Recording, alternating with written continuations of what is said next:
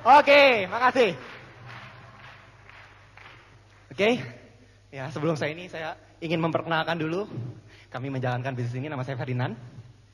Kami menjalankan bisnis ini berpasangan dengan cantik nggak? Ya. Ya dong. Ya. Biar Ibu Livia perkenalkan diri sendiri. Selamat malam Bandung. Anda luar biasa ya. Coba buat Anda yang duduk di depan, Anda boleh nengok ke belakang rekan-rekan Anda sampai berdiri-berdiri. Beri aplaus buat mereka.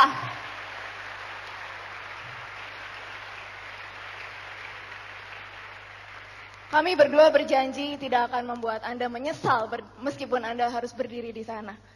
Saking penuhnya sampai nggak dapat tempat, tapi Anda luar biasa. Oke, saya ingin perkenalkan diri saya, nama saya Livia. Kemudian sampai saat ini mungkin saya masih terdaftar sebagai mahasiswi, sebagai latar belakang saya, mahasiswi ilmu komputer, Universitas Katolik Parahyangan Bandung. Wah, lengkap banget ya. Buat Anda yang dari Unpar, apalagi sejurusan dengan saya, Anda jangan mau kalah sama saya, Anda juga harus jadi pembicara berikutnya ya. Oke. Sebelumnya, mungkin kami ingin mengucapkan terima kasih dulu karena kami diberi kesempatan oleh support system kita yang luar biasa. Saya minta aplaus yang semeriah-meriahnya untuk United Core Vision. Unicore. Kami sangat bersyukur dan berterima kasih diberi kesempatan untuk bicara hari ini, untuk bertemu dengan Anda semua di sini, untuk men-sharingkan pengalaman-pengalaman kami, kiat-kiat kami, apa yang membuat kami dari orang yang dulu sama seperti Anda duduk di sana, tapi saat ini kami berdiri di panggung. Untuk sesi pertama, saya berikan kesempatan ini untuk pasangan saya untuk menceritakan pada Anda, membagikan sedikit latar belakang kami. Terima kasih. Oke, dan sebelumnya izinkan saya mengantarkan Ibu Livia kembali dulu ke tempat.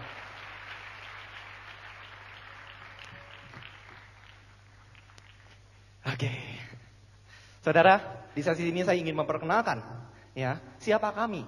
Apakah kami ini adalah orang yang memiliki suatu ilmu, suatu jin mungkin, ya? Atau mungkin kami adalah lulusan MIT dengan nilai cum laude dan lain sebagainya dengan gelar yang panjang? Atau kami adalah sama seperti Anda, bahkan Anda lebih daripada kami. Tapi kalau kami hari ini bisa menginjakan kaki kami di panggung ini, itu hanya karena kami sudah pernah bergabung lebih awal. Bukan berarti bahwa kami hari ini menginjakan panggung ini karena kami lebih hebat dari Anda. Tidak, saudara. Kami pun sama-sama orang biasa, hanya saja kami bergabung di bisnis yang luar biasa. Oke, perkenalkan, ya, saya lahir tahun 77, jadi saya sekarang umur 28 ya. Maunya sih 18 terus. Tapi apa daya, ternyata waktu terus berjalan. Saya akan mulai cerita saya dari mungkin waktu saya SMA. Ya. Dari saya lahir sampai SMA ya, mungkin hidupnya biasa-biasa aja. Ya. Dalam artian biasa-biasa aja ya. Rutinitas kehidupan saya sama seperti anak-anak normal layaknya. Masuk SMA, saya mulai mengenal yang namanya peringkat. Maksud saya peringkat adalah waktu saya SMA. Berbeda dengan anak-anak yang lain, saya mulai menjadi luar biasa karena saya memiliki suatu peringkat yang sangat saya banggakan yang namanya peringkat troublemaker.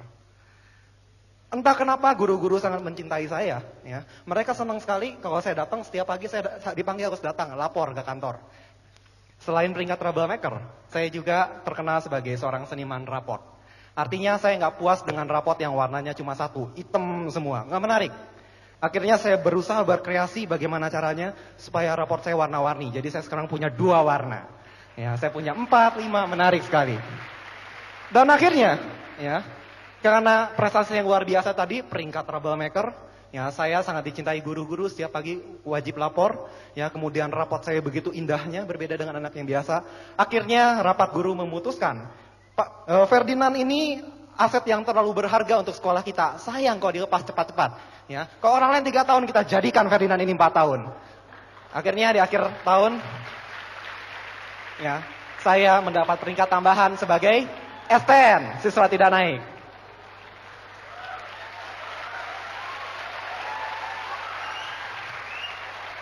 Oke. Akhirnya saya melewatkan SMA dengan ya penuh kenangan. Yang saya paling nikmati dari SMA itu cuma bermain sama teman-teman dan ngejailin guru. Ya, saya senang sekali kalau ngejailin guru. Ya, tapi saya sangat menghargai sekali, ya walaupun mungkin orang yang nggak hadir di sini, saya selalu ingin mengucapkan terima kasih pada orang yang satu ini, yaitu kepala sekolah saya. Saya sekolah di Semak 1 BPK Penabur. Nama kepala sekolah saya sampai hari ini masih Pak Iwan Teja Sukmana. Ya, beliau ini adalah orang yang sangat bijaksana. Beliau nggak lihat satu anak, cuma karena anak ini troublemaker, lalu dikasih cap madesu, masa depan suram.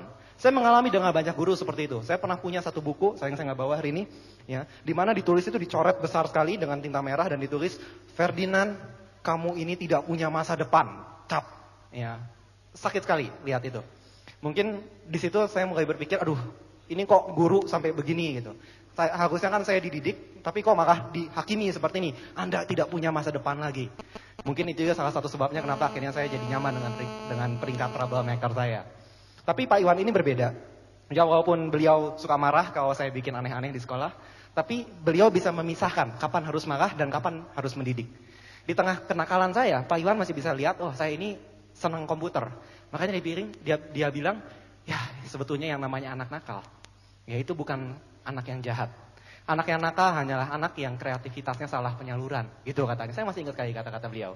Ya, dan dia bilang, kamu punya hobi yang bagus, ya hobi yang positif, komputer, kenapa nggak kamu betul-betul gunakan untuk hal yang baik? Akhirnya beliau mendaftarkan saya untuk mewakili sekolah mengikuti seleksi Olimpiade tingkat nasional untuk masuk pelatnas. Saya berhasil lolos dan akhirnya berhasil dikirim ke Hungaria. Saudara, ada satu kejadian yang sangat menggugah saya ya di Hungaria ini adalah ketika saya bersama dengan tim saya, ada 5 orang semuanya. Kami berdiri dan bendera merah putih dinaikkan ke atas dan kami menyanyikan lagu Indonesia Raya.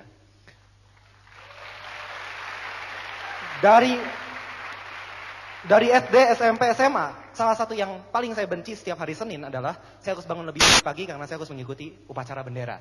Anda yang sekolah pasti pernah mengalami juga kan? Ya, tapi hari itu saya mendapatkan sesuatu yang berbeda sekali.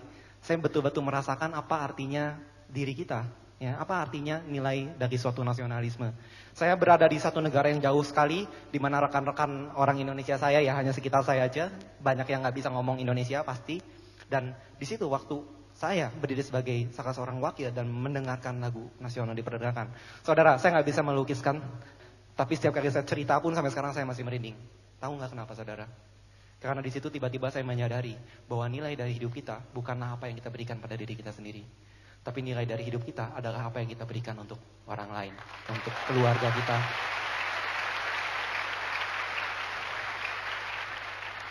Ya, akhirnya pulang dari situ, kejadian satu, itu hanya sekian menit, betul-betul mengubah cara saya memandang hidup.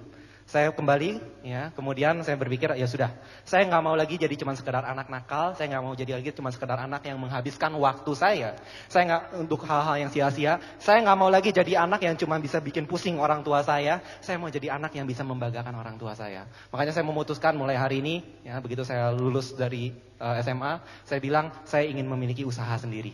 Makanya karena satu-satunya bidang yang saya bisa cuma komputer, saya pertama kali membuat yang namanya IDCOM itu. Ya, mungkin Anda, salah satu di antara Anda dulu ada yang pernah beli komputer sama saya, tahun 96 waktu itu. Ternyata usaha ini, ya, karena memang sulit modal, ya kami cuma bermodalkan modal dengkul saja dan beberapa bantuan koneksi. Akhirnya setelah berjalan 1 tahun kami memutuskan untuk berhenti menjalankan ini. Saya join dengan 4 orang teman saya, 5 jadinya. Kami memutuskan untuk berhenti dan setelah dihitung keuntungannya lumayan, ya. Ternyata masing-masing kami mendapatkan laba setelah 1 tahun bekerja sebanyak 1,7 juta rupiah 1 tahun. Saya beli waktu itu handphone Ericsson GH688 harganya 1,4, sisa 300.000 hasil 1 tahun. Ya udah, saya bilang namanya juga kan kita cari pengalaman, betul? Saya nggak putus asa, saya kembali mencoba lagi. Saya lihat, wah ini kayaknya yang sekarang sedang in adalah tren .com. Ya, di mana-mana internet. Nah, saya pun adalah salah seorang yang terbawa demam periode .com tersebut. Akhirnya saya dengan beberapa teman yang lain bergabung dan kami membentuk sebuah perusahaan baru yang namanya Virtual Market Indonesia di situ. Kami menjual produk-produk lewat internet. Mungkin buat Anda yang pernah tahu Lipostar, seperti itulah. Ya. Baru beberapa bulan berjalan, sebelum bahkan kami sempat melakukan transaksi pertama di internet, terjadi suatu kejadian di internet yang disebut sebagai kejatuhan .com. .com di mana-mana rontok. Ya, akhirnya ini adalah perusahaan yang walaupun namanya Virtual Market Indonesia, betul-betul virtual, tidak pernah menjual produk satupun juga. Kami dengan rekan-rekan akhirnya memutuskan ya sudah ya berhubung kami udah sewa tempat dan lain sebagainya, kami memutuskan untuk beralih dari dunia bisnis maya internet. Kami mencoba untuk menjual barang-barang bisnis yang real aja deh. Kami akhirnya kembali menjual barang-barang komputer. Dan ternyata di awal bulan 1 bulan 2 bulan lumayan ya, maksudnya lumayan nggak rugi. Tapi mulai memasuki bulan ketiga terjadilah suatu demam baru ya, yang saya yakin Anda pun pernah mengalaminya, yang namanya krisis moneter. Hari ini dolar 10.000, besok 12.000, besoknya lagi 8.000. Saya beli dolar jual rupiah, Anda bisa kebayang. Ya, itu namanya usaha. Ya, kalau sampai ruginya bisa rugi 1 juta aja setiap jual, itu udah untung. Kacau sekali waktu itu situasinya. Akhirnya sempat vakum, kami nggak jual komputer sampai sempat kami akhirnya jual VCD player. Ini semua berlangsung selama 3 tahun. Dan selama 3 tahun ini saya sebetulnya terus mendapat godaan, karena waktu itu kebetulan situasi ekonomi keluarga kami juga tidak mendukung. Saya sangat tergoda sekali untuk mulai masuk ke dunia kerja. Ya, saya mulai capek dengan bisnis-bisnis yang saya rintis dan akhirnya hancur. Saya pikir, aduh, udah modal habis, ini hasil minjem. Jadi waktu VM ini tutup, hutangnya minus 9, sekian juta. Lumayan ID.com, masih dapat 1 handphone, ini minus 9 juta. Saya pikir, udahlah saya kerja aja gitu. Cuma satu hal yang saya ingat, ya, saya nggak mau untuk menjadi seorang pekerja karena saya diajarin. Sekali saya masuk ke dunia kerja, saya akan sulit lepas dari dunia kerja. Kenapa dengan bekerja? Bukankah semua orang dari kita menginginkan untuk bekerja? Satu masalahnya saudara, ya, kalau Anda sudah baca buku Robert T. Kiyosaki, Anda mengerti apa maksud saya. Ya, dunia kerja tidak pernah bisa menjawab impian yang saya miliki. Saya punya impian yang besar dan saya tahu, ya, kalau saya bekerja itu tidak akan pernah saya capai. Waktu itu sebetulnya dengan sebagai anggota tim Olimpiade Komputer, saya mendapatkan sebuah privilege, ya, sebuah jalan langsung untuk bisa bekerja di Bank Bali, ya, sekarang Bank Permata. Jadi waktu itu sponsor dari tim pelatnas ini Bank Bali, saya bisa boleh langsung kerja di sana. Diterima langsung, nggak pakai tes, nggak pakai apa-apa. Dan gajinya lumayan. Tapi saya tetap berpikir, saya nggak mau karena saya ingin menjaga impian saya ingin mendapatkan sesuatu yang besar. Akhirnya saya terus bertahan, ya, saya mulai beralih, saya menjual software. Jadi saya tutup Virtual Market Indonesia-nya, saya mulai bisnis sendiri dengan beberapa rekan lagi, tapi kami afiliasi, bukannya gabung. Kami menjual software. Dan ternyata dari software ini mulai menghasilkan lumayan, sampai akhirnya di satu titik kami dapat pendapatan yang cukup lumayan. Nah, sementara saya merintis pekerjaan-pekerjaan tersebut, ya, waktu itu Ibu Livia sedang jadi sales SPG, ya, sales promotion girl. Waktu itu jualannya di Geraha Manggala rasanya, Geraha Manggala Siliwangi. Di situ kerjanya 1 hari dibayar 75.000. Berdiri terus, nggak boleh duduk, bosnya galak sekali. Satu shiftnya itu 6 jam dibayar 50.000. Kalau ada lembur jadi 75.000. Ya, Ibu Livia bekerja selama 18 hari dan ini menjadi satu kesan buat saya karena tepat pada saat Bu Livia bekerja di sini, saya waktu itu terkena penyakit demam berdarah. Ya, jadi saya kadang-kadang ya namanya orang lagi sakit kan pengennya diemong gitu ya. Tapi Livianya malah jualan ginseng dari sana. Nah, kenapa Livia waktu itu ingin untuk bekerja di sini? Karena beliau memiliki sebuah impian, sederhana aja sih sebetulnya, ya, menginginkan sebuah barang yang namanya kulkas untuk di kamar kosnya. Karena setiap nyimpan makanan, ya, di tempat kosnya ada kulkas di bawah. Kalau nyimpan makanan di situ selalu hilang, nggak tahu siapa yang ngambil, kesal dia jadinya. Makanya ya udah mau punya kulkas sendiri di kamar. Nah, ternyata setelah bekerja selama 18 hari, hasilnya adalah setelah dihitung-hitung, Ibu Livia mendapatkan 750.000 rupiah. Ada pengaturan shiftnya gimana, pokoknya 750.000. Terus kami pergi ke Jalan ABC. Jalan ABC kami cari kulkas, ternyata kulkas yang beliau inginkan harganya 900.000 rupiah. Ini adalah satu kejadian yang buat saya cukup menyakitkan. Waktu itu usaha software saya belum bagus di sini. Ya, saya udah lihat bagaimana susah payahnya beliau 18 hari. Ya, kakinya pegal sekali, bosnya galak, dimarahin terus. Setelah mendapat uangnya ternyata mau beli kulkas pun kurang. Ya, akhirnya saya bilang ya udah Liv, ya cuma beda 150.000, kebetulan saya ada, saya tambahin, beli aja kulkasnya. Tapi akhirnya hari itu kami nggak jadi beli kulkas. Ya, waktu mau bayar, ya pada saat akan memanggil pegawai itu, saya mau beli ini. Ya, Ibu Livia terpikir sebuah kotak besi untuk 18 hari kerja, kayaknya enggak deh.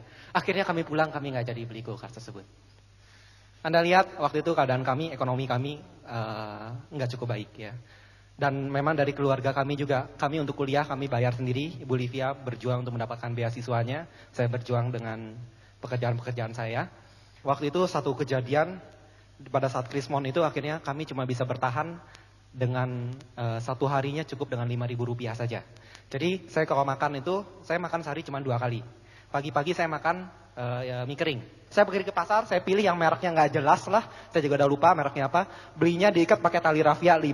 Harganya murah sekali. Ya, saya beli itu 5. Kalau saya beli Supermie saya cuma dapat 3. Jadi saya pilih itu dapat 5. Makan 1. Kemudian saya biasa itu jadi jam 10-an saya makan.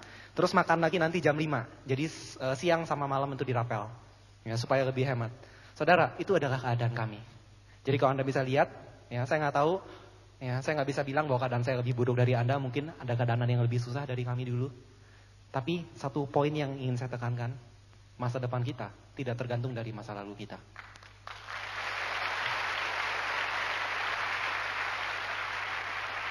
Masa depan kita ditentukan oleh keputusan yang Anda ambil hari ini. Akhirnya dari pemrograman, dari software, lumayan keadaan membaik. Ya, Krismon pun berlalu, ekonomi kami mulai pulih. Sampai satu titik, waktu itu kami sudah mempunyai pendapatan kira-kira ya 8 digit lah. Ya 8 digit walaupun depannya masih tetap angka 1. Artinya nggak pernah lebih dari 20, cuma belasan aja gitu di situ. Waktu itu pendapatan itu udah suatu pendapatan yang sangat besar sekali buat saya. Ya terutama karena memang dari teman-teman seusia saya, atau bahkan yang di atas saya pun pendapatan mereka nggak sampai segitu. Dan apalagi saya rasakan pendapatan itu setelah saya punya kehidupan di mana 5.000 sehari harus cukup. Luar biasa. Ya, mungkin betul secara keuangan saya mulai mendapatkan perbaikan. Ya, tapi saya kehilangan 2 hal. Satu, saya tidak punya waktu lagi.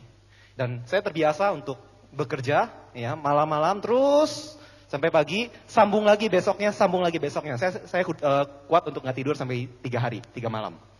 Tapi begitu lewat 3 malam, saya pasti langsung drop. Masalahnya, dengan kita membuat program, saya dikejar dengan yang namanya deadline. Kalau saya nggak memenuhi deadline-nya, saya dianggap lawan prestasi, saya kena denda. Ya, dan dendanya lumayan.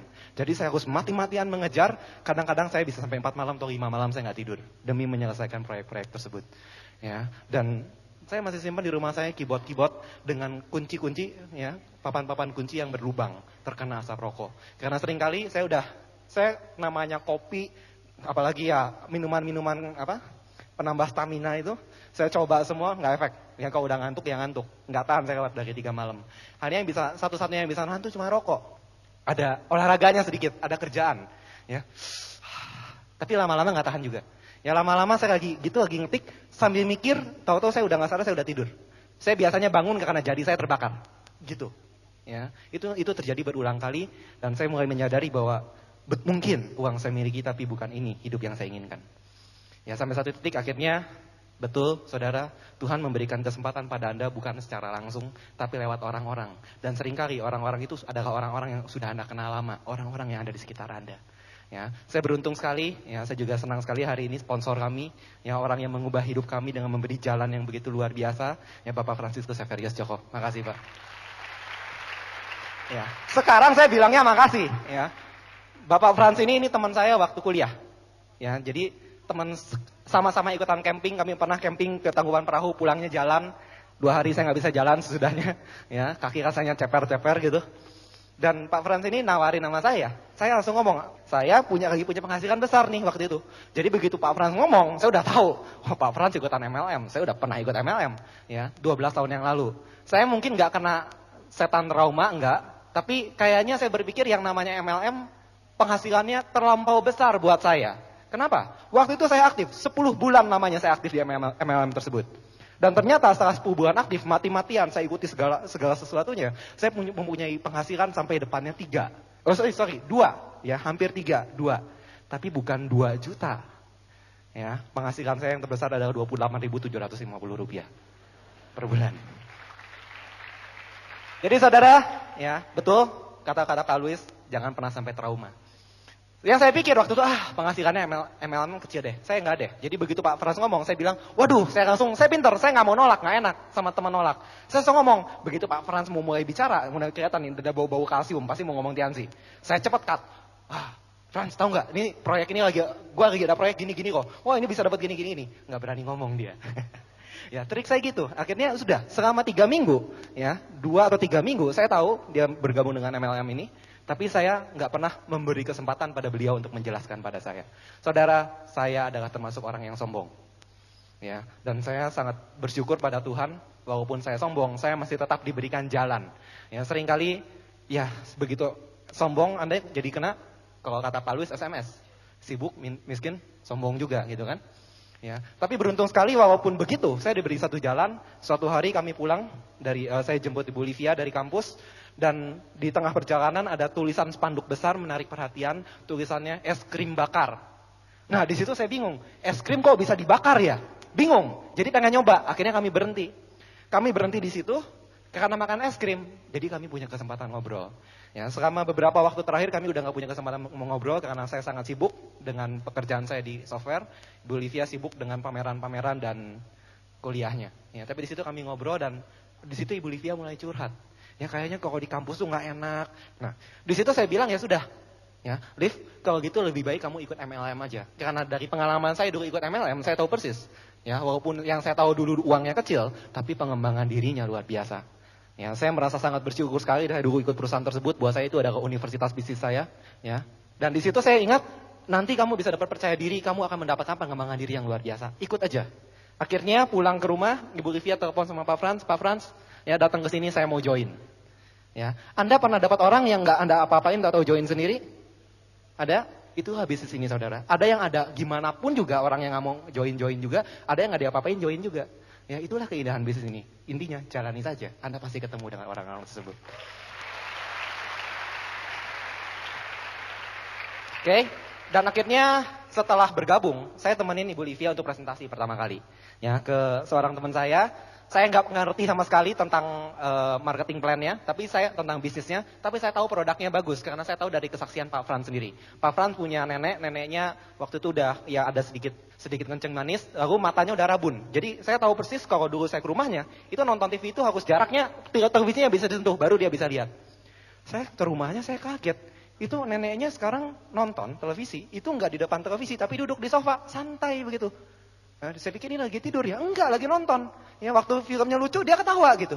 Loh, sembuh ya. Jadi dari diabetesnya dia pengaruh ke mata. Iya, minum apa? Minum produk kita. Di situ saya percaya pada produknya. Jadi saya cuma tahu produk kita bagus. Mulainya dari situ. Makanya buat Anda saudara, ya, buat Anda yang mulai bergabung di bisnis ini segera coba produknya supaya Anda memiliki keyakinan yang sama seperti yang dulu dipertunjukkan oleh Bapak Frans pada saya. Nah, di situ saya coba presentasi, saya nggak tahu apa-apa, cuma saya ingat yang namanya MLM itu di mana-mana ngajarinnya sama impian. Modalnya cuma satu impian. Saya ngomong segala macam. Udah ngomong ternyata menarik. Dari menarik saya jadi tertarik. Coba lihat marketing plan-nya kayak gimana. Saudara, untung sekali di sebelah saya nggak ada kampak, nggak ada palu. Kalau nggak udah saya pukul kepala saya. Ngapain saja saya selama 3 minggu ini. Begitu saya lihat marketing plan-nya ini berbeda sekali. Akumulasi tanpa batas waktu, bla bla bla bla bla. Saya kaget. Wah, ada marketing plan kayak gini. Sore itu tiba-tiba saya melihat sebuah jalan terbentang. Tiba-tiba saya melihat suatu solusi yang selama ini saya cari. Seperti inilah bisnis yang saya inginkan. Saya melihat bahwa apa yang saya impikan, yang tadinya saya raba-raba, saya masih bingung bagaimana mencapainya. Tiba-tiba semuanya terbuka. Ini jalan saya. Ya, dan di situ saya katakan, ya, saya waktu itu cukup beberapa hari saya nggak bisa tidur karena pada saat yang sama kebetulan saya mendapatkan sebuah proyek yang nilainya 85 juta. Saya dapat selesai dikerjakan dalam 3 bulan. Artinya itu 3 kali peningkatan penghasilan saya rata-rata. Suatu yang sangat menarik sekali. Tapi saya tahu kalau saya mengambil kesempatan ini, artinya saya harus buang kesempatan yang sudah ada di depan mata ini, 85 juta rupiah dalam 3 bulan. Saudara, buat saya itu adalah suatu dilema yang sangat luar biasa. Tapi begitu saya melihat papan keyboard saya yang di mana di situ ada lubang-lubang rokok, ya, saya bilang, ya, harga dari tubuh saya nggak bisa dinilai dengan 85 juta. Saya memutuskan saya mau berubah dan saya berubah hari ini. Akhirnya, oke, saya akan ceritakan sedikit ya preview dari bisnis kami ini. Dan yang pertama kali Pak Frans katakan pada saya, oke, ikuti sistem ya. Di sini di bisnis ini kita ada pertemuan. Sebelum kesini sebelum ke OPP, saya datang dulu ke rumah seseorang. Ya, waktu itu Pak Frans bilang sama saya, ayo kita ketemu dengan peringkat tertinggi di Jawa Barat. Ya, ini adalah orang yang luar biasa yang sangat menginspirasi. Ayo kita ketemu, nanti dia bilang, wah kamu pasti bisa lihat lah, ini menarik sekali. Nah, bayangan saya akan ketemu dengan seorang yang perlente, dengan seorang yang wah berdasi gitu ya. Saya bikin bayangan-bayangan saya tentang orang sukses di bisnis ini, seperti di perusahaan yang dulu saya ikuti. Saya bilang, oke, kapan kita bisa datang, gimana cara bikin appointment-nya, ya. Pak Frans bilang, nanti soal appointment saya aturin, kamu tinggal ikut aja. Jam berapa? Nanti malam jam 10. Jam 10 malam, agak-agak bingung. Bisnis kok jam 10 malam gitu ya. Tapi oke lah, saya percaya sama Pak Frans, oke saya ikut. Ya, akhirnya kami ikut, ya saya dengan Ibu Livia, dengan motor kami, motor bebek, dan motor ini cukup spesial, karena waktu itu knalpotnya rusak. Bolong gitu ya, berlubang, dan kalau dinyalakan bunyinya seperti bunyi bebek kelelep gitu. Nah, kami datang malam-malam ya. Ternyata kami masuk ke suatu daerah di dekat Universitas Maranatha di Jalan Junjunan. Ya, masuk ke gang. Di gang itu saya terpaksa mematikan mesin motor. Karena apa? Saya khawatir suara mesin motor saya bisa membangunkan orang satu kampung. Saya bisa mati dikemburkin satu kampung di situ. Terpaksa saya matikan. Jalannya kecil sekali. Ya, jalannya kecil, motor saya harus saya dorong. Ya, sulit sekali. Kaki saya cuma bisa nginjak satu, yang satu lagi itu udah tembok. Akhirnya cara saya adalah saya kayuh, tahan pakai bahu, kayuh, tahan pakai bahu, masuk, belok lagi. Waduh, ya. Ini saya bilang, ini mau ketemu dengan peringkat tertinggi di Jawa Barat, nggak salah nih. Oh, jangan-jangan saya pikiran positif kan? Ini pasti lagi home meeting di rumah downline-nya. Positif, ya. Begitu datang ke sana, ya langsung ayo kita naik ke atas. Saya taruh motor saya langsung lupa tentang mau ketemu upline tertinggi.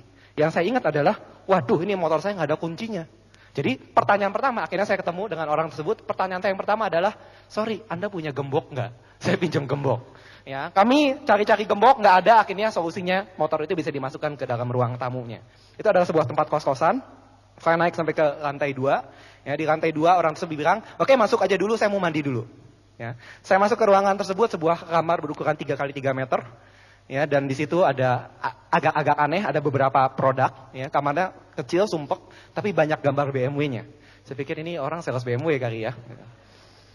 Dan akhirnya setelah nggak berapa lama, muncullah peringkat tertinggi di Jawa Barat tersebut dengan sebuah celana pendek, ya, nggak pakai baju, dengan sanduk di sini.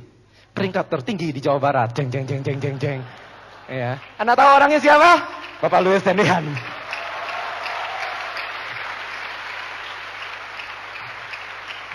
Kenyataannya seperti itu, saudara.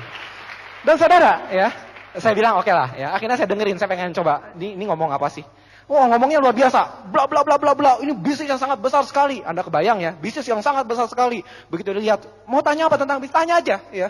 Saya tanya, mana brosurnya? Nggak perlu tanya aja, nanti saya bisa jawab, ya. Wow, PD-nya luar biasa. Kalau saya minta nanya brosur, pertanyaan banyak, brosur harus banyak kan. Saya udah tahu semuanya. Tanya, saya pasti bisa jawab, gitu katanya. Ya, ini bisnis sangat besar, ke depannya akan luar biasa, bla bla bla bla. Terus dia salah satu kalimatnya kayak gini. Ya, sekarang aja saya jalanin bisnis ini udah beberapa bulan, saya udah dapat pendapatan minimal 1 juta per bulan. Wah, gaya, minimal 1 juta per bulan, santai, bisa dapat ratusan juta. Anda coba pakai pola pikir saya waktu itu, pola pikir orang normal, ya, pola pikir orang yang waras. Kira-kira gimana pendapat Anda? Hari itu yang saya lakukan adalah saya masuk, ya, tadinya mengernyit, ini orang keluar pakai handuk, sampai akhirnya mengernyit, ini orang apa gila gitu ya. Saya liatin gitu ya, saya mulai jadi bingung, ya, ngomongnya begitu pede, saking pedenya kayak orang nggak waras gitu, ya. Tapi begitu saya lihat ke samping, ada pasangannya, Ibu Feve, wih cantik, mana mungkin orang cantik mau sama orang gila.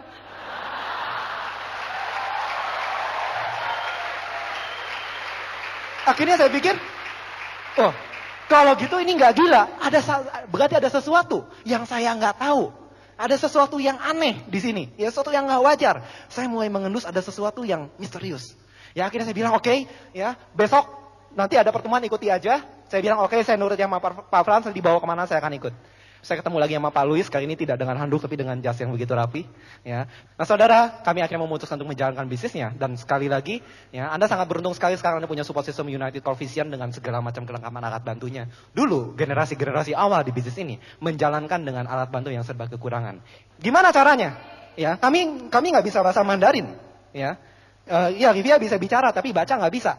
Akhirnya ya yang kami lakukan adalah kami tanya sama upline, ini maksudnya apa? Udah gitu diapalin. Contoh, saya masih bisa baca. Lihat nih ya, jago saya Mandarin. Tiansi, high nutrien kalsium 1. Wah, ya. Mengandung 95%. Ada vitamin A, vitamin B, vitamin C. Lalu kalsium dan fosfor 2:1. Alami, organik. Selesai. Itulah yang kami lakukan dulu. Ini perusahaan yang bonafit. Ini perusahaan di mana Anda bisa mendapatkan BMW. Oke, yang mana company profile-nya? Gak ada. Ya sudah, saya daftar. Mana formulir pendaftarannya? Ya keluar fotokopian. Ya, oke, saya daftar. Mana kartu anggotanya? Keluar kartu dari karton gitu. Ya, itulah kondisi kami dulu. Saudara, kalau dulu dengan kondisi yang serba kekurangan, ya, leader-leader Anda yang berada di depan yang bisa sampai ke titik mereka hari ini. Apalagi Anda dengan segala kelengkapan ini. Oke, ya akhirnya kami mulai belajar bagaimana cara membangun bisnis ini, dimulai dengan home meeting. Anda lihat ya segala sesuatu yang besar dimulai dari hal yang kecil. Ini adalah cara kami dulu memulai bisnis kami. Ya, langsung dari ruang tamu, nggak perlu sewa kantor, nggak perlu sewa pegawai, nggak perlu bayar apa-apa. Gunakan saja rumah Anda, itu adalah tempat di mana Anda bisa membangun bisnis Anda. Oke, kemudian kami mendapat kesempatan untuk melakukan sharing ya dengan Bapak Trisulo. Beliau baru aja pulang dari Thailand waktu itu. Ya, untuk mengikuti satu konvensi yang konvensi internasional Tianxi di Thailand. Waktu itu kami sharing di sini di sebuah rumah di Jalan Ahmad Yani, ya, itu ngampar di bawah. Saya sangat berkesan sekali karena waktu itu Pak Trisulo menyuguhkan Coca-Cola dan martabak, ya, dan Coca-Colanya saya senggol jadi tumpah. Anda bisa kebayang groginya saya waktu itu. Ya. Nah di sini Pak Trisulo pulang, beliau bawa buku-buku, brosur-brosur dari Tianxi di luar negeri. Salah satu kata-kata yang beliau katakan adalah kalau mau lihat besarnya Tianxi jangan lihat Tianxi di Indonesia. Tianxi di Indonesia baru mulai. Jadi jangan protes tuh brosurnya masih berbahasa Mandarin kayak gitu. Tapi lihat yang ada di luar karena itu adalah masa depan Tianxi di depan. Kemudian beliau berkata lagi satu kata-kata yang tidak akan bakal pernah saya lupakan. Kata beliau adalah seperti ini, ya. Dengan atau tanpa Anda, Tianxi akan menjadi besar. Kata-katanya di malam tersebut, saudara. Pertanyaannya adalah, apakah Anda akan menjadi bagian yang ikut membesarkan Tianxi, atau Anda akan menjadi penonton yang terpinggirkan dan menyaksikan orang lain berkembang dengan Tianxi? Kata-kata itu mengganggu sekali, saudara, luar biasa. Ya, waktu terus berjalan, yang kami menyadari bahwa membangun bisnis ini bukan sekedar menjelaskan tentang produk, bukan mengajarkan bagaimana cara menjual karena ini bukan bisnis jualan, tapi kita belajar bagaimana mengembangkan leadership, kepemimpinan di dalam setiap anggota kami. Saudara, tiap kali saya lihat, ya, rekan-rekan mitra-mitra kerja saya berdiri di atas panggung dan bicara, setiap saat saya terkesima. Setiap kali saya lihat Pak Handri bicara, ya, hari ini dan kemarin itu sudah beda sekali, ada pertumbuhan. Apalagi kalau kita udah lihatnya nggak lihat lama. Seperti waktu saya lihat Pak Ulung, ya, beberapa bulan saya nggak ketemu, begitu lihat, orang ini jadi gini, ya, berkembangnya luar biasa sekali. Bisnis ini betul-betul mengubah orang, saudara. Bisnis ini betul-betul menjadikan Anda orang yang luar biasa. Dan inilah yang tepatnya dilakukan oleh support system kita. Bagaimana caranya supaya Anda menjadi seorang pemimpin di dalam bisnis ini. Ya. Dan saudara, saat itu saya sedang dalam sebuah perjalanan ya untuk membangun bisnis ini. Dan saya katakan, hari ini kita terpaksa harus pakai kereta karena kita belum punya mobil. Ya. Hari ini, seringkali dalam kita mendapat kendaraan, kita mendapatkan tempat yang paling gak enak. Ya, waktu itu saya sedang basah kuyup. Ceritanya saya baru pulang dari Pekalongan. Pak Yusuf juga ada di sini waktu itu. Ya, Pak Yusuf ini sangat bersemangat sekali. Ya, mestinya saya pulang jam 9, akhirnya jam 10 lebih baru saya bisa pulang. Dan sialnya jam 10 itu udah nggak ada kendaraan langsung dari Pekalongan ke Jogja. Saya tunggu nongkrong di pinggir jalan sampai jam 12. Akhirnya jam 12 dapat. Begitu dapat busnya jalan. Ya, ternyata itu busnya tempatnya penuh. Akhirnya begitu saya masuk, saya diberikan sebuah bangku plastik. Ya, bangku plastik saya duduk di lorong jadinya. Masalahnya, bangku itu di tengahnya pecah. Jadi begitu duduk, awal sih nggak apa-apa. Namanya bus kan goyang-goyang. Ya, begitu goyang-goyang itu mulai bergerak-gerak, tahu-tahu pantat saya seperti ada yang nyubit, cet gitu. Wah, sakitnya luar biasa. Ya, saya pindah. Ini cuma sekali. Nggak lama goyang-goyang, saya mulai ngantuk-ngantuk, cet lagi. Waduh. Ya, akhirnya saya nggak tahan, udah saya berdiri deh. Ya, saya nggak pakai itu untuk duduk. Nggak lama, setelah saya berdiri gitu. Ya, mulai lama-lama kan saya mulai pegal. Ya, udah capek sekali itu seharian. Jadi saya bilang, udahlah. Toh nggak ada orang yang kenal ini. Saya waktu itu masih pakai jas. Ya, saya bilang, udahlah, saya udah nggak peduli. Ya, akhirnya saya pikir, udahlah, saya tidur aja di lorong situ. Ya, saya kecapean, besok saya masih ada acara lagi di Yogyakarta. Akhirnya saya tidur di lorong. Lagi tidur di lorong, lagi enak-enaknya. Busnya berhenti. Oh, ternyata waktunya makan. Akhirnya terpaksa saya turun. Ya, sebenarnya udah mau tidur gitu. Tahu nanti sampai jam 5 di Jogja enak.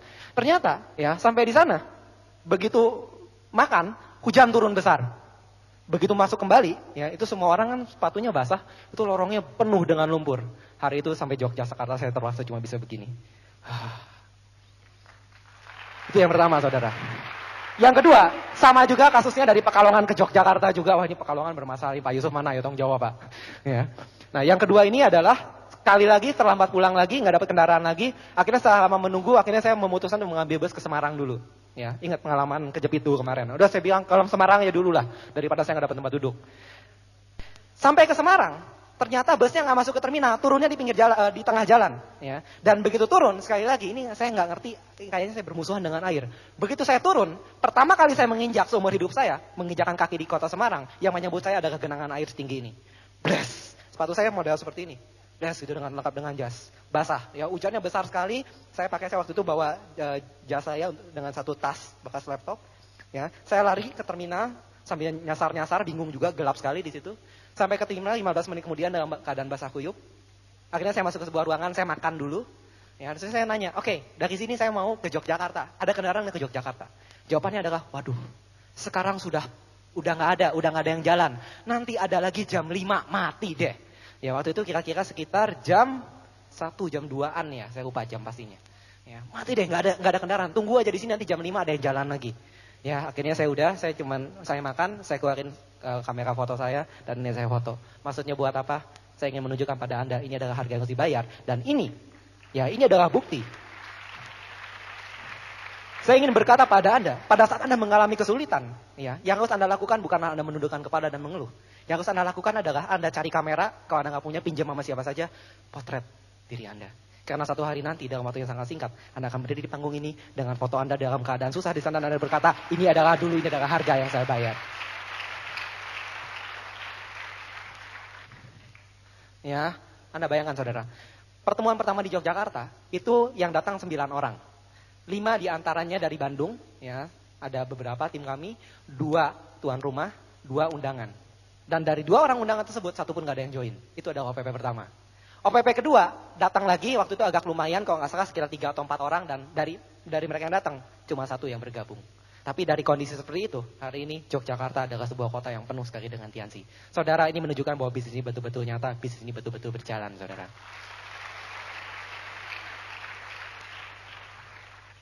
Oke, ya, waktu terus berjalan. April 2002, kami mendapatkan kesempatan untuk pergi ke China gratis. Dan waktu itu di China ini kami lihat betul-betul dengan mata kepala kami sendiri bagaimana keadaan perusahaan saat itu. Dan di sana juga kami mendapatkan visi langsung dari founder kita, Mr. Lee. Kalau Anda mendengar visinya, ini adalah suatu visi yang sangat luar biasa sekali. Saudara, salah satu visi yang sangat luar biasa yang saya dapatkan dari Mr. Lee adalah satu kejadian pada tanggal 19 April 2002. Waktu itu saya berada di ruangan, ya, di ujung paling belakang. Ini panggung di mana ada Mr. Lee, Pak Helmi Atamimi, dan lain sebagainya. Saya sedang memegang handycam. Ya, saya sedang men-shoot. Mr. Lee bicara dengan penerjemahnya, Pak Henry. Ya, dan kata-katanya itu adalah satu kata-kata yang betul-betul mengganggu saya, saudara. Waktu itu di ruangan tersebut duduk ada Pak Trisulo, Pak Rudi Muhammad Nur, Pak Louis Tendean, ya, dengan upline-upline yang lain, peringkat-peringkat tertinggi. Dan di situ Mr. Lee berkata seperti ini. Kata-katanya, Anda jangan puas dengan apa yang Anda dapatkan sekarang. Ya, pada saat saya berdiri di ujung belakang sana dan saya melihat Mr. Lee, ya, berkata dengan, Anda bisa bayangkan sosoknya Mr. Lee, dan berkata seperti itu, Anda jangan puas dengan apa yang Anda dapatkan sekarang. Karena apa yang Anda dapatkan sekarang itu belumlah ada artinya apa-apa di Tiansi. Anda baru dapat seujung kukunya aja, seujung kecil. Ya, dan apa yang dikatakan itu adalah sesuatu yang sangat mendasar. Kenapa? Ya, ini adalah kata-kata Mr. Lee. Kata-katanya seperti ini. Hari ini mungkin Anda bisa merasakan bonus dalam hitungan hari. Anda ngerti maksud hitungan hari? Ya, kalau Anda punya bonus 300 juta, artinya satu hari Anda dapat 10 juta. 10 juta kerasa nggak? Boleh dong Anda bilang, sekarang Anda udah punya bonus harian. Betul? Kalau Anda punya 3 miliar, satu hari Anda dapat 100 juta. Berarti setiap jam Anda dapat kira-kira 4 juta lebih. Boleh nggak saya bilang bahwa bonus Anda sekarang sudah per jam? Ya, dan kata-kata Mr. Lee adalah, hari ini Anda dapat bonus bulanan, suatu hari Anda akan rasakan apa yang namanya bonus per detik.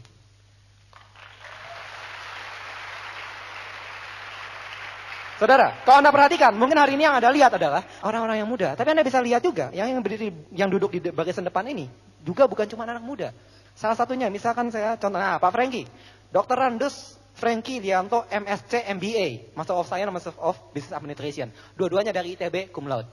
Tapi Pak Franky, kenapa ada pengusaha-pengusaha besar? Ya, ada pengusaha-pengusaha besar yang menyampingkan bisnis yang sudah dirintis sama puluhan tahun dan menghasilkan ratusan juta demi menjalankan bisnis ini. Kenapa?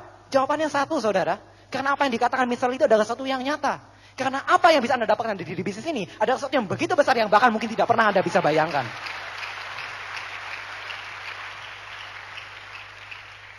Oke, ya. Seperti saya yang tadi bilang, April kami bisa pergi ke China, lalu November kami pergi ke Eropa. Ya, untuk di sana bukan cuma sekedar jalan-jalan lagi, ya nggak cuma sekedar jalan-jalan, biasanya di sana kita belajar dengan top leader. Ya, contohnya kemarin di Berlin ini Pak Louis dan lain-lain itu bisa ketemu dengan seperti Michael Gorbachev dan lain sebagainya. Ya, kalau kami waktu itu menerima BMW, dibilang maaf penerima BMW silakan shopping aja. Ya, di sana kami mendapatkan akhirnya award BMW kami.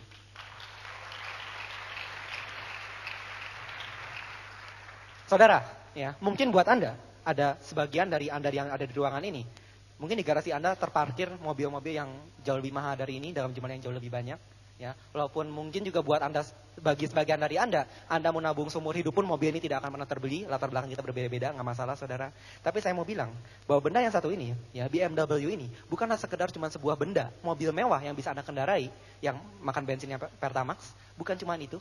Tapi mobil ini adalah sebuah simbol di mana Anda bisa melangkah menuju sebuah gerbang yang namanya gerbang kebebasan, saudara. Kenapa? Karena pada saat Anda mendapatkan mobil ini, artinya saat itu Anda sudah memiliki sebuah aset produktif di mana Anda akan mendapatkan sebuah passive income. Anda ngerti apa maksudnya passive income? Artinya Anda tanpa perlu memikirkan lagi tentang bisnis Anda tahu setiap bulan bahwa ATM Anda akan bergetar, bahwa Anda akan selalu mendapatkan uang Anda. Saudara, bukan bicara tentang uang. Saya bukan bicara tentang materialistis di sini. Ya, saya bukan bicara bahwa kita harus memiliki uang yang banyak, tidak sama sekali. Ya, saya bersependapat dengan Anda bahwa uang tidak bisa memberikan kebahagiaan. Ya, tapi saya percaya bahwa sulit sekali untuk menjadi bahagia tanpa memiliki uang, betul? Ya, uang adalah alat. Karena pada saat Anda memiliki uang dan Anda tidak perlu pusing lagi bagaimana caranya uang itu sampai ke tangan Anda. Artinya Anda akan memiliki dua kebebasan yang lain, dua kebebasan yang paling hakiki dalam hidup ini. Kebebasan waktu, kebebasan pikiran. Itu adalah simbol dari BMW ini, saudara. Oke, ya. Dan di luar itu, BMW itu ternyata kendaraan yang sangat enak sekali. Pulang dari sana, kami membagikan visi kami, ya. Dan di situ saya pertama kali bertemu dengan orang yang tadi saya sebutkan, Bapak Franky Lianto. Ya, Bapak Franky Lianto ini bergabung di bisnis ini karena diajak oleh anaknya. Saudara, buat Anda yang punya orang tua yang belum bergabung dengan bisnis ini, terutama buat Anda yang anak-anak muda, ya, kenapa Anda nggak ajak orang tua Anda? Dan saya senang sekali kalau lihat Pak Franky dengan anak. Anda lihat, ya. Berdiri Pak Franky dan Pak Andri. Ayah dan anak mengerjakan bisnis bersamaan, duduk berdampingan. Bagaimana nggak nikmat, saudara? Ya. Jadi buat anak-anak muda, jangan ragu sponsori ayah Anda. Ya, Anda akan menikmati bagaimana indahnya bisnis keluarga. Akhirnya di situ saya pertama kali bertemu dan sangat bersyukur sekali Pak Franky mau merendahkan hatinya untuk mendengarkan saya bicara di situ. Ya, saya bicara tentang sebuah peluang yang sangat besar dan beliau mengambil kesempatan tersebut. Akhirnya kami berangkat lagi juga ke China 2004. Ya, dan di situ adalah satu hal yang baru yang kami lihat kemarin adalah Tianqi membuka base industri yang kedua di Shanghai. Ya, jadi yang pertama di Tianjin, yang kedua di Shanghai dengan luas yang jauh lebih luas. Ya, lebih luas 3,5 kali lipat dibanding yang di Tianjin. Ya, ini kawasan industri ini adalah kawasan yang sangat luar biasa sekali. Karena di kawasan ini, Anda bisa lihat, saya bisa cerita beberapa. Ya, Anda lihat ini gedung yang seperti gedung opera Sydney ini. Ya, ini bukan gedung opera, ini adalah gedung audiovisual. Di mana? Ya. Filosofi Tianqi adalah Tianqi selalu terbuka untuk para distributornya di seluruh dunia. Ngomong-ngomong Tianqi ada di lebih dari 180 negara saat ini. Ya. Siapapun juga boleh lihat, boleh datang, boleh melihat dengan mata kepala sendiri untuk memastikan bahwa bisnis ini nyata. Anda mungkin sering dengar, saya bisnis mau yang nyata-nyata aja deh. Betul? Bisnis apa lagi yang nggak lebih nyata dari sini? Produknya ada, bonusnya dibayar, semuanya jelas, pabriknya ada, kantornya ada, tinggal datang. Ya. Dan di sini ya, disediakan sekali dia menyediakan fasilitas, boleh 3.000 orang langsung datang untuk melihat ke sini. Disediakan hotelnya, ya disediakan tempat makannya, 1 kali serving 3.000 orang terlayani tanpa antrian. Anda bayangkan? Ya, 3.000 tanpa antrian, 1 kali serving. Fasilitas yang luar biasa. Dan satu hal yang menarik, ya, yang sangat menggugah saya adalah Anda lihat di situ ada jalan masuknya, ya. Di jalan masuknya itu ada sebuah gedung melingkar, ya, setengah lingkaran, di atasnya ada sebuah menara, di atasnya ada Sky Resto, Anda bisa lihat. Ya. Nah, kalau Anda masuk ke situ, naik ke atas, di Sky Resto berputar tersebut, Anda bisa lihat hamparan jalan masuk. Ya, itu dibuat dari semacam logam yang berkilauan seperti emas. Jadi kalau Anda datang ke situ, Anda pernah dengar cerita tentang Babylon? Pernah? Kota keemasan, Anda kira-kira akan lihat keadaannya akan seperti itu. Ya, direncanakan selesai akhir 2005 ini. Dan di situ, di setiap bata emas keemasan tersebut, ya, di setiap kepingnya akan tertulis sebuah nama. Buat mereka yang sudah mendapatkan award dari Tianqi, namanya akan dituliskan secara abadi di situ. Anda pernah nggak bayangkan itu, saudara? Hari ini nama Pak Luis Tendian ada di situ, ya, nama Pak Erik Yong ada di situ, ya, nama Pak Naga Sugara ada di situ, nama Pak Effendi ada di situ. Bagaimana dengan nama Anda? Apakah Anda akan hanya jadi penonton atau Anda akan pastikan suatu hari nanti Anda bisa bawa keluarga Anda bisa bawa teman-teman Anda katakan, ini adalah nama saya. Kami terus menjalani bisnis ini sama aja, ya, mengundang, ya, membuat janji temu, melakukan presentasi, follow up, bla bla bla, ya, 7 langkah. Hanya saja mungkin yang berbeda adalah saat ini kami bisa mengerjakannya dengan lebih nikmat, ya, dan kami memiliki kebebasan, saudara. Pengalaman-pengalaman yang luar biasa. Salah satunya adalah ini, saat itu sebetulnya kami diundang, ya, bersama dengan Pak Franky untuk datang ke Malaysia bertemu dengan seorang sultan, ya, Sultan Selangor. Jadi kalau di Malaysia itu ada 13 kesultanan, ya, Sultan Malaysianya digilir di 13 orang ini, ya. Jadi ini boleh dibilang Sultan Malaysia juga. Kami datang ke sana, kami dijamu seperti seorang tamu negara, ya, full service di sana. Kenapa? Karena sang Sultan penasaran, pengen tahu, ya, produk Tianzi itu seperti apa sih? Anda kebayang, ya? Anda bisa lihat, kami adalah orang-orang biasa saja, troublemaker malah. Bagaimana caranya kami bisa bertemu, beraudiensi, diundang oleh seorang sultan, dan dijamu sebagai selayaknya seorang tamu negara, kalau nggak lewat bisnis ini. Dan itu adalah pengalaman yang kami dapatkan, saudara. Contohnya adalah ini, ya, ini adalah kenang-kenangan, ya, ini adalah buat Anda yang senang memberi perangko, Anda tentu tahu ini namanya sambu hari pertama. Ini gambar perangko bergambarkan sultannya dan ini tanda tangan sultannya. Langsung diberikan oleh dia secara pribadi. Oke, dan kami nggak mau puas, waktu itu kami sudah terima BMW-nya, kapasitas pesawat terbang belum. Ya, begitu terima BMW, next kami ingin mencapai yang selanjutnya, kami ingin mendapatkan award yang lebih tinggi lagi yaitu kapasitas pesawat terbang. Saya ingin menyerahkan sisa dari sesi ini pada pasangan saya, pada Ibu Livia. Ya, beliau akan menceritakan bagaimana sih rahasianya, ya, tentang bisnis ini. Saya pengen tanya pada Anda, siapa di antara Anda yang hari ini sudah coba foto-foto di depan BMW tadi, pegang-pegang, ada? Saudara, persis seperti itulah yang kami lakukan, yang tadi Anda lihat di rekaman. Kami bermimpi bahwa kami akan dapatkan itu. Persis, saudara, nggak beda dengan Anda. Dan saudara, sebelum saya serahkan, saya ingin menyampaikan sebuah cerita, ya, sebuah cerita yang sangat menggetarkan saya. Ini adalah cerita tentang seorang tahanan di dalam sebuah camp kerja paksa. Ya, jadi waktu itu ada satu perang, satu sekelompok tahanan ditahan oleh para serdadu, dan ada seorang tahanan, dan mereka semua setiap hari disiksa, ya. Nah, tapi ada satu orang tahanan yang tahan terhadap siksaan, ya. Dia bukannya mengeluh, setelah disiksa dia tidak menangis, ya, dia tidak menjerit, tapi yang dia lakukan, dia pada saat disiksa dia hanya diam menggetarkan gigi menahan siksaan tersebut. Dan kemudian setelah siksaan itu berakhir, waktu dia kembali ke selnya, ya, dia akan bersenandung dan besok pagi waktu para tahanan semua berkumpul di lapangan, dia akan berjalan ke tengah lapangan dan dia akan menyanyi. Dia akan mengambil gitarnya, dia akan memainkan lagu-lagu yang indah, lagu-lagu yang ceria. Dia katakan hidup ini indah. Dia terus memberikan pengharapan pada orang-orang yang ada di sekitarnya. Para penjaga marah melihat kelakuan orang tersebut, yang mereka merasa orang tersebut melecehkan, ya, tahanan yang kurang ajar, makanya mereka memutuskan untuk mengambil alat musik tersebut. Ya, sebuah gitar kecil. Besoknya apa yang terjadi, saudara? Tahanan tersebut kembali ke tengah lapangan, kali ini tanpa gitar, tapi kali ini dia cukup hanya bernyanyi saja. Suaranya tidak merdu, tapi dinyanyikan dengan jiwa. Terasa begitu menyentuh, saudara. Dia terus menyanyi. Dan saat itu, para penjaga menjadi sangat marah sekali. Mereka sangat bergegas mendatangi orang tersebut, dan dia langsung dihantam, dipukul, ditendang, disakiti. Besok harinya, masih dengan wajah yang menggak-menggak, dengan tubuh yang kebiruan, dia kembali ke tengah lapangan, dan dia kembali menyanyikan lagu yang sama. Penjaga menjadi sangat marah sekali. Akhirnya mereka mengambil orang tersebut, menyeretnya dengan memegang rambutnya. Lalu mereka mengeluarkan sebuah pisau dan menggunting lidahnya. Mereka berkata, saat ini lidahmu aku potong. Dengan demikian kamu gak bisa menyanyi lagi. Anda tahu apa yang dilakukan orang tersebut keesokan harinya, saudara? Keesokan harinya dia berjalan ke tengah lapangannya dengan rasa sakit yang luar biasa dan darah yang bercucuran di mana-mana. Dia sudah tidak bisa menyanyi, tapi yang dia lakukan adalah dia menepuk-nepukkan tangannya.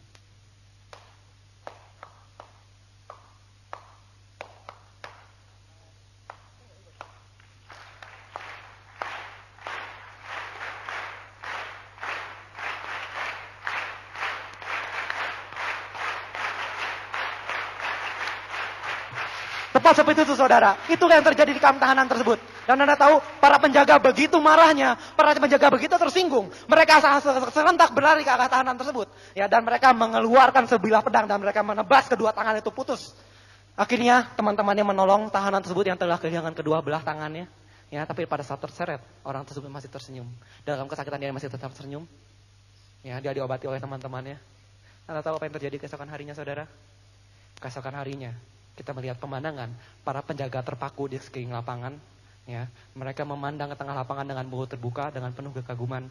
Mereka melihat tahanan tersebut tanpa lidah, tanpa tangan. Dia menari dengan badannya. Dan dari tariannya, dari gerakannya, orang seakan-akan mendengar sebuah nyanyian yang sangat merdu. Sebuah nyanyian tentang kebebasan. Saudara, Anda mengerti apa maksud dari cerita ini? Dan ini adalah kisah nyata, saudara. Kisah nyata tentang seorang yang tidak membiarkan kebebasannya, kemerdekaannya, dan kebahagiaannya dirampas oleh orang lain. Ya, karena dia sangat mengerti bahwa yang namanya bahagia adalah pilihan, bahwa yang namanya kebebasan, bahwa yang namanya kemerdekaan, kemerdekaan akan rasa tersiksa, kemerdekaan akan rasa terjajah, itu adalah hak dari setiap orang. Saudara, Anda memiliki hak untuk menjadi orang yang luar biasa. Anda memiliki hak untuk menjadi orang yang bisa dibanggakan. Dan itulah sebetulnya esensi dari apa yang akan diceritakan oleh Bu Livia ini. Mari kita dengarkan selengkapnya. Silakan Ibu Livia.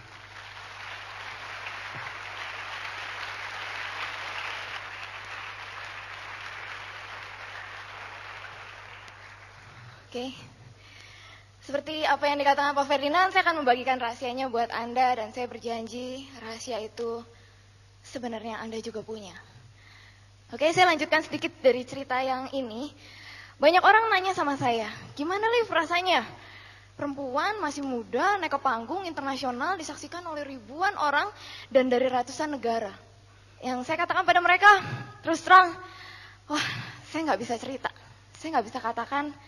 Yang saya hanya bisa katakan adalah Anda harus merasakannya sendiri. Naik ke panggung ini, Anda akan nikmati sendiri. Anda baru tahu rasanya seperti apa.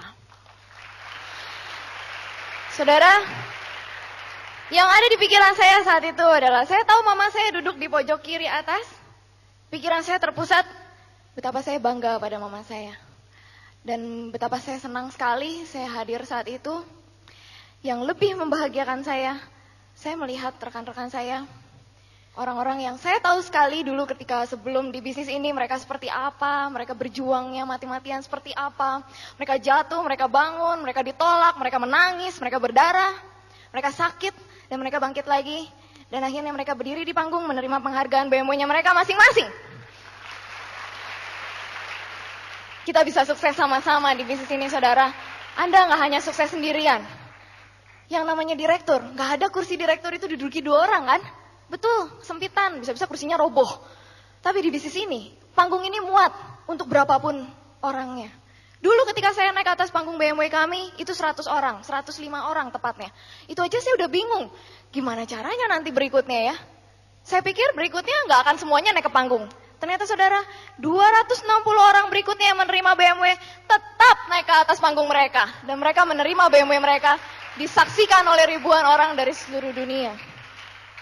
Kapan giliran Anda yang menentukan plan-plan Anda yang ada di depan, siap mengulurkan tangan untuk mengangkat Anda bersama-sama berjalan untuk Anda sampai di panggung Anda. Oke?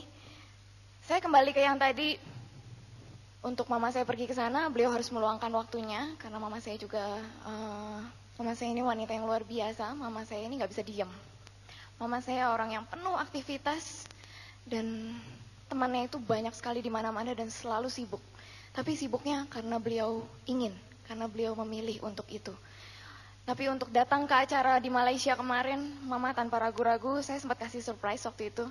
Saya telepon pagi-pagi sekali, jam 6. Biasanya saya kan nggak pernah bangun pagi. Jadi mama saya agak kaget kalau saya telepon jam 6 pagi. Terus jam 6 pagi saya telepon, Mah, siapin paspor ya. Mama kosongin tanggal 21 Januari sampai 25, kita akan ke Malaysia ya, Mah. Oh ya, ngapain? Mah, anak mama di situ bakal naik panggung dan terima kapal pesiaran pesawatnya.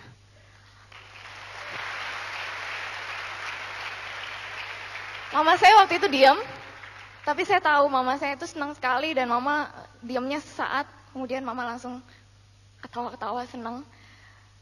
Mama tahu mama nggak salah punya anak, kamu anak paling kecil, kamu boleh cewek satu-satunya. Orang bilang, anak paling kecil, kalau perempuan, biasanya manja. Tapi kamu tunjukin sama mama, bahwa kamu anak yang sangat luar biasa dan mama bangga sekali sama kamu.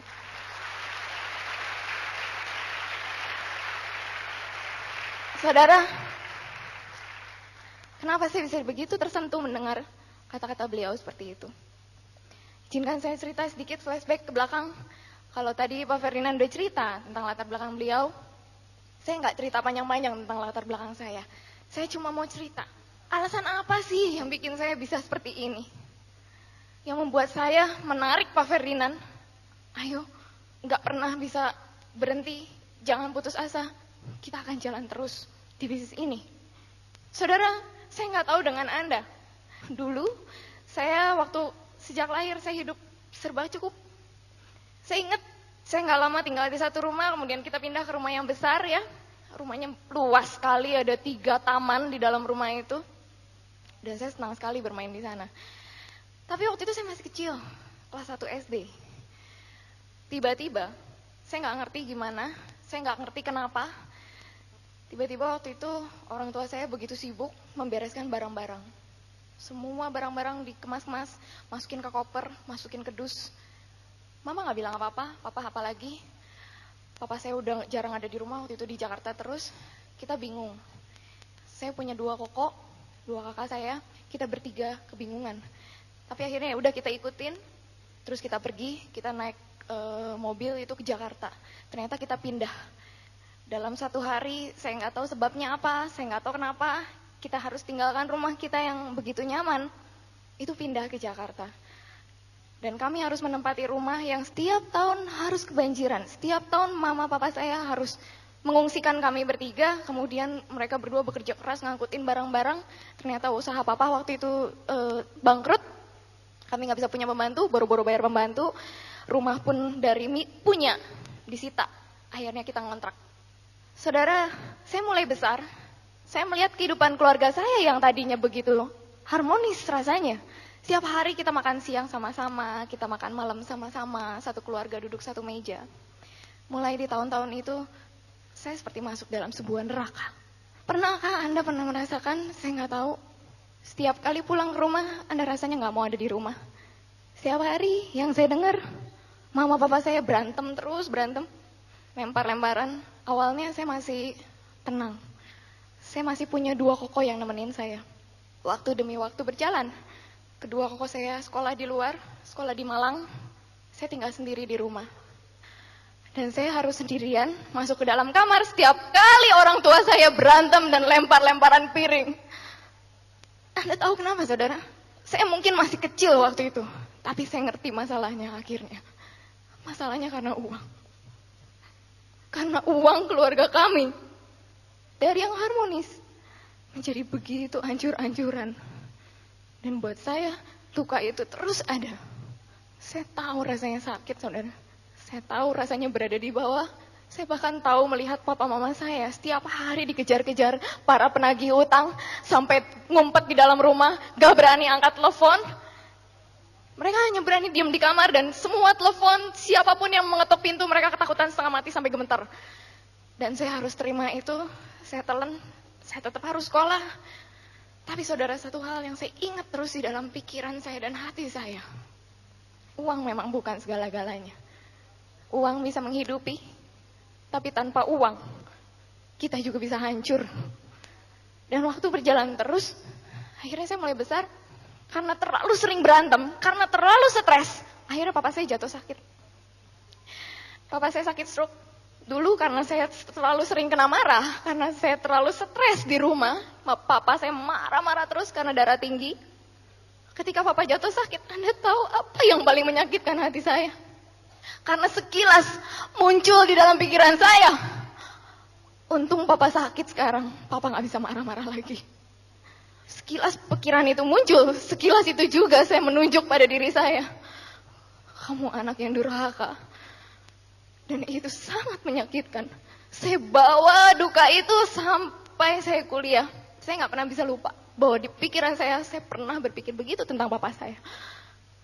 Saya melihat papa saya sakit, nggak bisa ngapa-ngapain di ranjang, stroke sebelah kanan, bahkan bicara pun nggak bisa, jalan pun nggak bisa.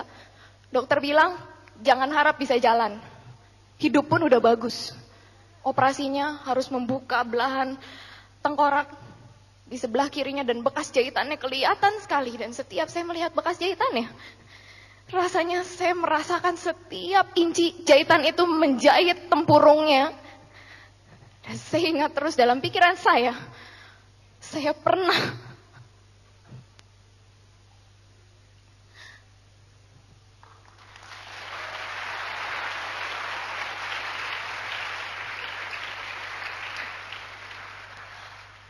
pernah bersyukur kalau papa saya terbujur kaku di sana.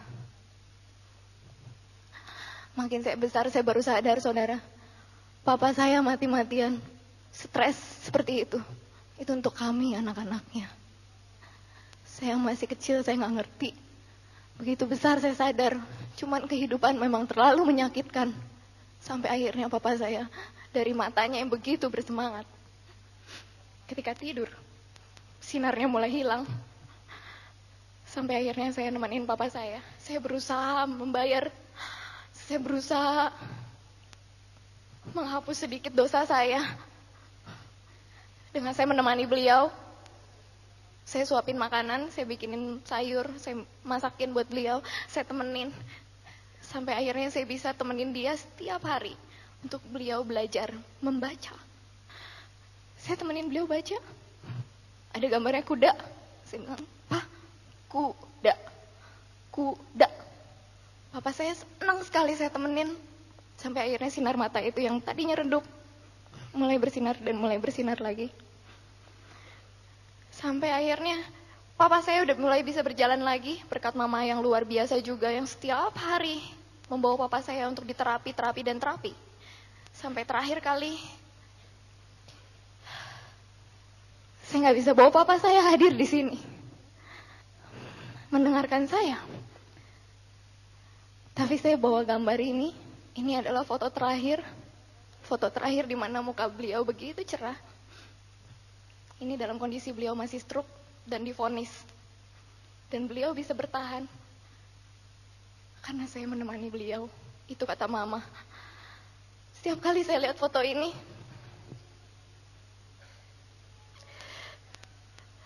saya teringat karena gak lama setelah saya ngajarin papa bisa baca, papa akhirnya bisa pergi makan sama undangannya sama mama.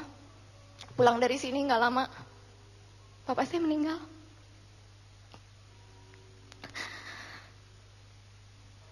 Saudara,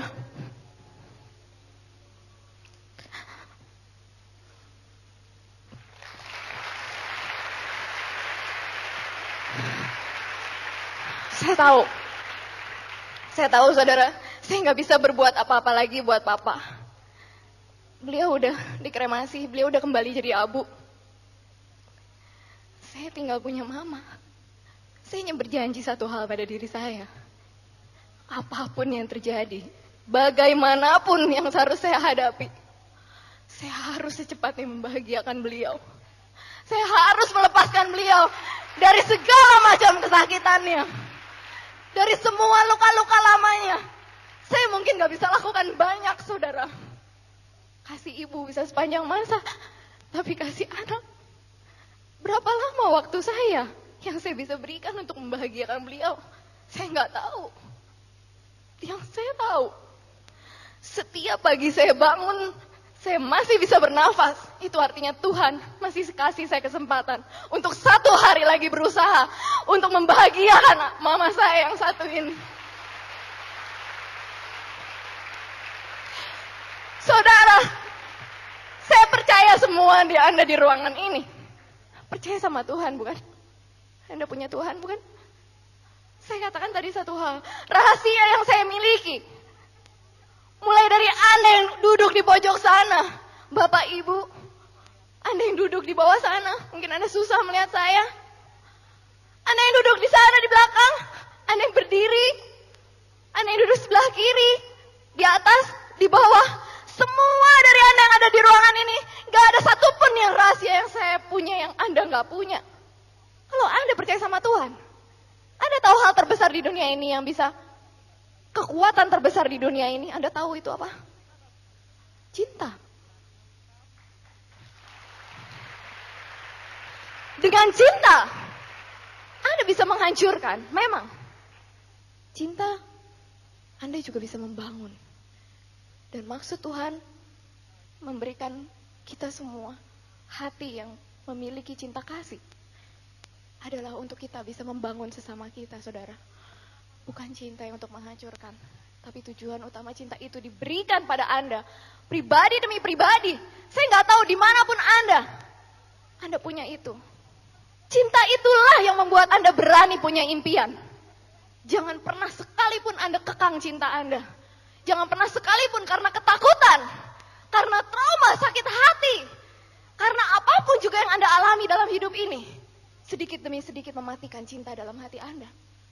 Itu karunia terbesar yang bisa diberikan pada Anda sebagai manusia. Dan pada saya. Dan saya bersyukur sekali pada Tuhan karena saya disadari hal itu. Dan saya memilih untuk berubah. Dan saya tidak takut atas perjuangan yang harus kami lalui. Kalaupun harus jatuh. Apa masalahnya? Sekedar jatuh. Anda sakit? Iya.